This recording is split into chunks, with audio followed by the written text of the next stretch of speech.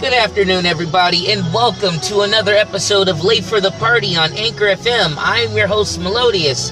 Yes, we're going to get in this afternoon for a quick-fire review of Castlevania on Netflix. Oh my god, dude. Like, I've watched Season 1 and Season 2.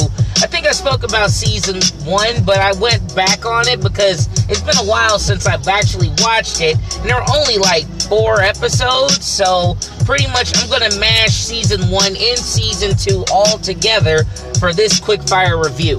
So anyway, I must say, dude, oh my freaking god, this show is off the hook. It's written by comic book writer and show, he also does TV shows, Warren Ellis. He does a lot of dope books and everything, and I must say, if you guys get a chance, go check him out. Google and Wikipedia his stuff, his books, all of it. I mean, he's done a lot from Marvel Comics, DC Comics. He's done a lot of novels. I mean, he's done it all. So I must say, man, check that out. You will check Warren Ellis's books out. You will not be disappointed, you guys. But anyway, we're gonna get into it, man. Pretty much, Castlevania is pretty much starts off. You know, it goes off like this. This is pretty much the plot so far. In the beginning, you know, a woman named Lisa, she goes to Castle Dracula and goes to his front door. I'm talking about he's got freaking, we're talking about Vlad the Impaler, Vlad Tepes, you know, he pretty much is known as Vlad the Impaler. She's walking through like a whole field of like impaled soldiers and everything, and like, dude, she literally walks up with a knife. She literally killed a bat and knocked on the freaking door, and it opened up. Dracula does his little vampire stuff, walking around there trying to seduce her and all that. Man, Lisa was not having that shit. She was hardcore. And she just said, look, I'm a woman of science. I'm trying to help out my village. Like, you know, she's just trying to help her, like, her village out and everything else. Because she believes in, like, you know, trying to, like, help out. There's other ways of doing, like, medical and everything. So he helps her out. They make a deal. It's like, he'll let her use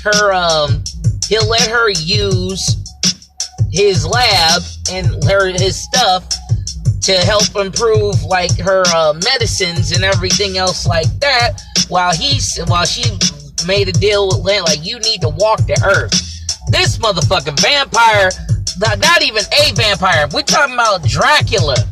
This nigga was like, nah, he didn't even turn her. That's the sad part. He got married, didn't even turn her, got married, had a kid and everything, and you know, he walked the earth, man. He literally walked the earth. Talk about real ass, like dead ass. He literally walked the earth while she was helping out, like doing her science stuff.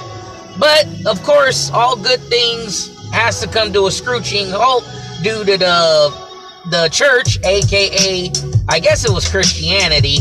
But the Christians actually came in and fucked the whole shit up, I guess. So this isn't a bash to any religion or anything, so don't take it by ass on this, okay? It's basically what the show did. So they basically peg her ass for witchcraft, and they decide to burn her on a stake and burn her alive while the congregation is like watching this. So we're talking about, this has been going on where he's been walking the earth for quite some time. So this entire time, Dracula finally comes home. He pretty much sees a woman who's at his house, Lisa's house was literally burnt down, and pretty much she was explaining that the church came in and got her and stuff like that. So right now she's probably burning at the stake right now. So he just goes pretty much vampire mode and turn into a ball of fire and bonfire his way to the damn church. So, real talk, like, so either way, so obviously it's not a good look for Lisa, so I'm not trying to like give you the whole gamut of it, but I'm gonna give it to you like that. I mean, this shit is so raw, like, honestly, like, dude, you start rooting for, like, I was literally rooting for, like, Dracula, dude. Like, that was some fucked up shit. Like, I mean, you burn my wife. I mean, I'm gonna get into some spoilers, but I'm gonna say, watch that shit. Like, you know, you burn my wife, you burn her down, so I'm gonna give y'all a motherfucking year to get y'all shit together. This nigga went, like, GQ on a motherfucker, like said, I'm gonna give you a year.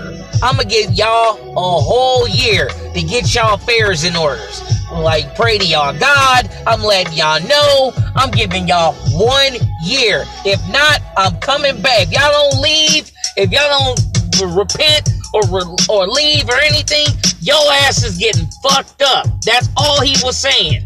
That's all he said. So, you know what? He said straight out, giving y'all 1 year. That's it. I'm out. Man, did they listen? Hell no. And believe me, I'm talking about, this is an animation. So, I mean, you're going to see it all. Like, I'm talking about this fucking show holds nothing back at all. You see everything. Blood, guts, you see dismemberments. I mean, man, look, this fucking show is so raw. Kids in this show is getting it. Kids in the fucking show. It's an animation, guys, so just bear with me. Kids is getting it. Motherfuckers is getting curb stomped by horses. I mean, all of that. You know what I'm saying? It's raw. That shit is raw and quiet as kept. Honestly, it's like the humans, they fucked up. You know? It's like they screwed up, man. It's like you can't even get mad at Dracula. Don't get me wrong. I could say like he might have went a little overboard. Like, honestly, I would have just attacked the church. Honestly, because they're the ones who caused all the ruckus. But I feel what he was saying, because he was like, yo, one of y'all motherfuckers could have stopped this shit. One of y'all could have stopped it. Nobody stopped this shit from happening. Nobody stood up and said anything.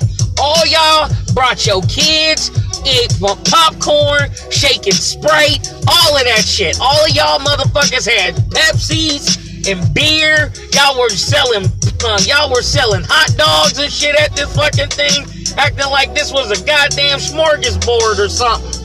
While you sitting here watching the motherfucker get burned alive, who was innocent. And you got the Prince of Darkness, literally just, who was walking the earth. This woman changed his fucking life. They got married and shit. And you just fucked this whole nigga's world up. You fucked this whole world up. That tripped me the hell out. I could not even get mad at him for doing what he did. Fuck it. Fuck the humans. That's it. They got what they deserve. You know what I'm saying? Kid or not. Y'all guilty. Y'all all getting it. Man, that was beautiful. And the action was dope. I'm not even going to leave out the heroes. You're going to see them. You see Trevor Belmont. You see the whip. This is all based off of the old Nintendo video game of Castlevania. So anybody who remembers, see the dude with the whip, you know, he throws the little axes and stuff like that. But basically, this show is basically like revolving more around Castlevania 3 Dracula's Curse. Even though Dracula's Curse didn't really have a story, but you know, you got the main characters. You got Trevor Belmont. You got Sypha the what do they call him? I keep forgetting what they call him, but she's like a magician. Like, she like knows magic and everything.